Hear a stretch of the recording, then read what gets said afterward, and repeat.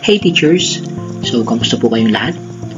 So, nandito po tayo upang ipakita sa inyo yung ating item analysis, which is what you call electronic item analysis, since ito po ay automatic na mag-compute ng ating result after na gumawa tayo ng ating analysis, wherein ipapakita po sa atin if the learning objective na ating nilagay or competency ay na-master ba ng mga bata or hindi. So, since kakatapos lang ng ating periodic test, so this one is really helpful sa ating lahat. So, if you want to download this, i-watch po yung itong video so that makuha niyo po kung ano yung password na ipapakita.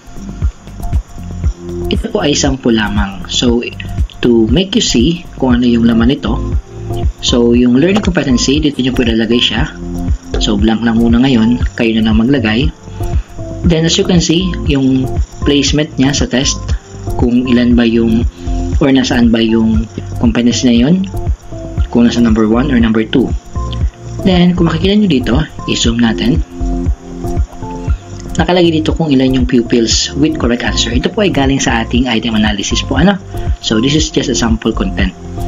Then, percent of score, ito po ay automatic na. For example, mag-try tayo. Tingnan natin kung magbabago. For example, ang 26 gawin natin 35. Tingnan natin po ha. Tingnan nyo yung percent of score. Alright, nagbago siya. So, automatic po siya. Then, punta naman natin yung number of pupils with incorrect answers. So, for example, dito gawin natin, instead of 4, gawin natin 6. Tingnan natin kung magbago ang percent. Yun, naging 20, nagbago din. So, ngayon, what if tingnan natin kung talagang automatic to maglalagay kung master or unmastered? Sabihin natin ang kanyang number of pupils with correct answer, gawin natin 2. Babaan natin. Tingnan natin po ha. Tingnan natin kung magbabago. Ayun. So, nakita nyo po, unmastered na yung nakalagay. So, meaning to say, ito po ay automatic na.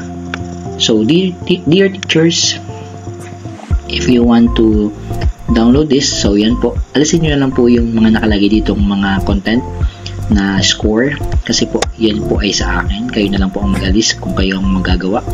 Pinakita natin to, just an example only. So, yan po, may min na siya, NPL. Then, prepared by ninyo, certified true and correct by your principal. So, kung makikita nyo po, andito na po yung ibang mga subjects. Ayan. So, sample only yan. Then, kung magkatanong kayo, saan po ilalagay yung number of pupils? So, dito po siya. Sa how many number of pupils. Ayan. So, dyan nyo po ilalagay ang inyong details. Okay. So, kung inyo pong napanood ang buong video, ipinapakita po natin dyan yung password. So, please get the password, and if nakuha nyo na, puntahan nyo po yung link na nasa description natin nitong video, then i-click yung link, then dun nyo po ilalagay yung password. So, ganyan lang po kadali. So, I hope makakatulong yung ating pag-share nitong automatic item analysis or electronic item analysis. Kasi sa panahon ngayon, teachers, kailangan mas madali na, mas basic na yung ating gagawin. So, kung kayo pong gagawa, labasan nyo lang po ito or tanggalin nyo lang po yan. Halimbawa, tanggalin ko to. Yan, lahat po lalabas dyan unmastered. So, dito naman po tayo sa number of, yan. So, dito.